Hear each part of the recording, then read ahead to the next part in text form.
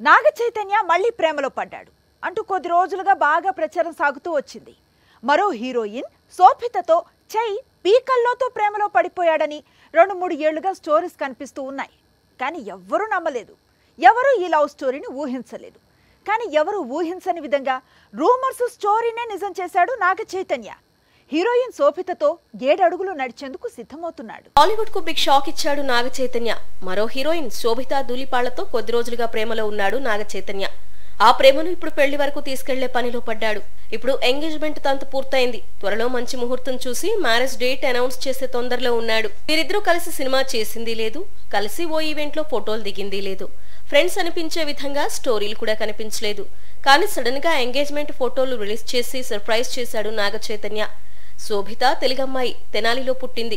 టాలీవుడ్ దాటి బాలీవుడ్, హాలీవుడ్ లో మూవీస్ చేసింది. సమంతతో బ్రేకప్ తర్వాత ఒక పార్టీలో వీరిద్దరూ కలిశారని, అప్పటి నుంచి స్నేహం కొనసాగుతోందని, ఆ తర్వాత అదే స్నేహం ప్రేమగా మారింది అనేది బాలీవుడ్ టాక్. కొన్నేళ్లుగా విదేశాల్లో వీరిద్దరూ హాలిడే ట్రిప్స్ కు వెళ్లిన ఫోటోలు లీక్ అయ్యాయి. అప్పుడు చై మళ్లీ ప్రేమలో పడ్డాడు అని ప్రచారం ప్రారంభమైంది.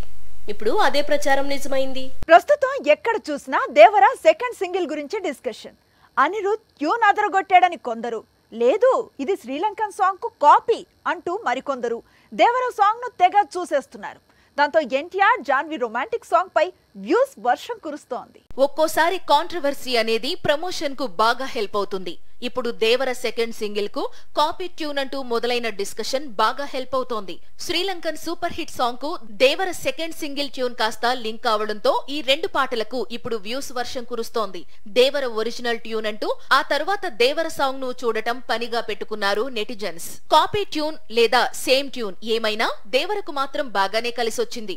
ఇప్పుడు ఇదే స్పీడ్ లో 3వ సింగిల్ ను రిలీజ్ చేసేందుకు చిత్ర యూనిట్ రెడీ అవుతోంది. ఆయుధ పూజ పేరుతో 3వ సింగిల్ రిలీజ్ కానుందట. ఈ సాంగ్ ఫస్ట్ సింగిల్ కంటే కూడా పవర్ఫుల్ గా ఉంటుందట. సెప్టెంబర్ 27న దేవర రిలీజ్ అవుతోంది. ధనుష్ మామూలు ఫామ్ లో లేడు. సొంతంగా డైరెక్ట్ చేసిన రాయన్ బ్లాక్ బస్టర్ కావడంతో రెట్టించిన ఉత్సాహంతో కొత్త సినిమాలను లైన్ లో పెడుతున్నాడు. పేరుకే కాలీవుడ్ హీరో అయినా ఇప్పుడు బాలీవుడ్, హాలీవుడ్ సినిమాలను లైన్ లో పెట్టాడని టాక్ ఉంది. ధనుష్ డైరెక్ట్ చేసి నటించిన రాయన్ సౌత్ మొత్తం రిలీజ్ అయి అద్భుతమైన విజయాన్ని అందుకుంది. 150 కోట్ల వసూళ్లను రాబట్టింది. కెరీర్ లో బిగ్ హిట్ అందుకున్న ధనుష్ ఇప్పుడు రెట్టించిన ఉత్సాహంతో ఉన్నాడు. ఓవైపు తమిళంలో ఇళయరాజా బయోపిక్, తెలుగులో కుబేర లాంటి చిత్రాలు చేస్తూనే బాలీవుడ్, హాలీవుడ్ లో సినిమాలు చేసేందుకు సిద్ధమవుతున్నాడు. తమిళంలో రెగ్యులర్ గా చిత్రాలు చేస్తూ అప్పుడప్పుడు తెలుగు, హిందీ, ఇంగ్లీష్ లాంగ్వేజెస్ లో మూవీస్ చేయడం ధనుష్ అలవాటు చేసుకున్నాడు. గతంలో హిందీలో రాంఝనా, అతరంగీరే సినిమాలు చేశాడు. ఇప్పుడు మరోసారి తేరే ఇష్క్మే అనే మూవీలో నటించేందుకు రెడీ అవుతున్నాడు. రాంఝనా, అతరంగీరే సినిమాలు తీసిన దర్శకుడే ఇప్పుడు ధనుష్ తో కొత్త చిత్రాన్ని తెరకెక్కిస్తున్నాడు. ఈ సినిమాలో ఆదిపురుష్ హీరోయిన్ కృతి సనన్ హీరోయిన్ గా నటిస్తోందని ప్రచారం సాగుతోంది. ఇక హాలీవుడ్ లోనూ ధనుష్ కు ఫ్యాన్స్ ఉన్నారు. అందుకే మార్వెల్ ఫిల్మ్స్ లోకి ధనుష్ అడుగుపెట్టే అవకాశాలు ఉన్నట్లు ప్రచారం సాగుతోంది.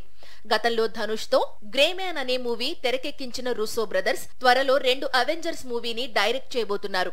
ఆ సినిమాల్లో ధనుష్ కూడా నటించబోతున్నాడని కొద్ది రోజులుగా ప్రచారం జరుగుతున్న సంగతి తెలిసిందే. తమిళ హీరో అజిత్ పేరు ఇప్పుడు తరచుగా వినిపిస్తోంది. అందుకు కారణం అతను చేయబోతున్న సినిమాలు. కానీ ఇప్పుడు మరో రీజన్ తో అజిత్ నేమ్ సోషల్ మీడియాను షేక్ చేస్తోంది. ఏ హీరో అయినా సరే రోజుకు 12 గంటలు, మహా అయితే 15 గంటలు వర్క్ చేస్తాడు. కానీ అజిత్ కొద్ది రోజులుగా 21 గంటలు పనిచేస్తున్నాడు. అలా ఎందుకు అంటే ఈ స్టోరీ చూడాల్సిందే.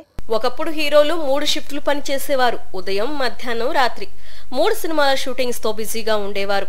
మధ్య కాసింత విరామం తీసుకుని కునుకు తీసేవారు. అందుకే తొలితరం నటీనటులు 300కు పైగా చిత్రాల్లో నటించారు.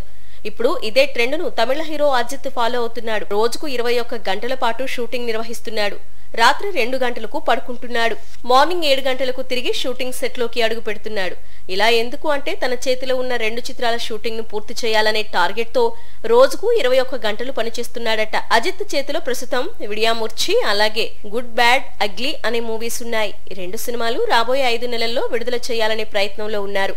అందుకే ఈ స్పీడ్ చూపిస్తున్నాడు అజిత్. 2 సినిమాల షూటింగ్స్ పూర్తయిన తర్వాత మే నుంచి కేజీఎఫ్ దర్శకుడు ప్రశాంత్ నీల్ మేకింగ్ లో భారీ యాక్షన్ మూవీ చేయనున్నాడు అజిత్. అన్నిసార్లు ఆవేశం పనికిరాదు, లేదా అన్నిసార్లు స్పీడ్ అవసరం ఉండదు. సరిగ్గా డైరెక్టర్ శంకర్ ఇదే ఫీల్ అవుతున్నాడట.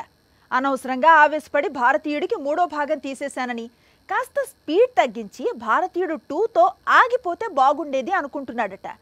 అంతా అయిపోయిన తర్వాత ఇప్పుడు ఆలోచిస్తే ఏం లాభం చెప్పండి అంటున్నారు భారతీయుడు ఫ్యాన్స్. ఇప్పుడు ఇదంతా చూస్తున్న వారు అసలు భారతీయుడు 3 ఉంటుందా అనే డౌట్స్ రైజ్ అవుతున్నాయి. భారతీయుడు 2 రిలీజ్ కు ముందు వరకు శంకర్ రేంజ్ వేరు, ఇప్పుడు వేరు. భారతీయుడు 2 బిగ్గెస్ట్ డిజాస్టర్ కావడంతో శంకర్ సినిమాలకు కాస్త క్రేజ్ తగ్గింది.